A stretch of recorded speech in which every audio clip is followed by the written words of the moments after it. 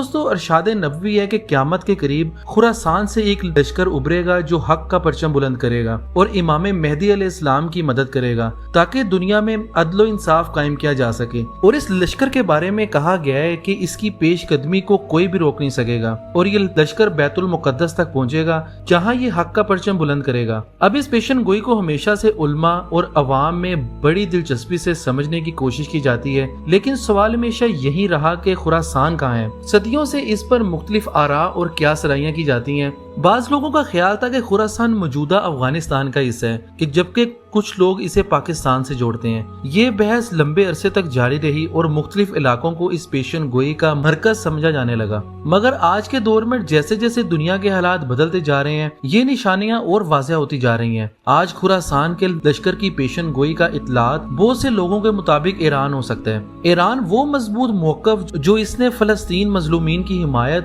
اور مغربی طاقتوں کے خلاف اپنایا ہے، اس پیشن گوئی کی تکمیل کی طرف اشارہ کر رہا ہے کہ آج کے زمانے میں ایک بڑی جنگ جو مسلمانوں کو بہت متاثر کر سکتی ہے وہ فلسطین کا مسئلہ ہے۔ فلسطین کے مسلمانوں پر یہود و نصارہ انتہائی طریقے سے ظلم ڈھا رہی ہیں اور یہ جنگ ہمیں بہت سی نشانیاں دکھا رہی ہے جو پرانی پیشن گوئیوں سے ملتی ہے۔ اب سوال یہ ہے کہ آج کے زمانے میں کون سا ملک ہے جو یہود و نصارہ کے مقابلے میں مضبوطی کے ساتھ کھڑا ہے؟ اگر ہم موجودہ حالات کا بغور جائزہ لیں تو ہمیں پتہ چلتا ہے کہ وہ صرف ملک ایران ہے۔ ایران ہی وہ ملک ہے جو فلسطینی مظلوموں کی کھل کر حمایت کر رہا ہے، اور ایران نے یہودیوں اور نصرانیوں کے خلاف کھلا مخالفت کا اعلان کیا ہے۔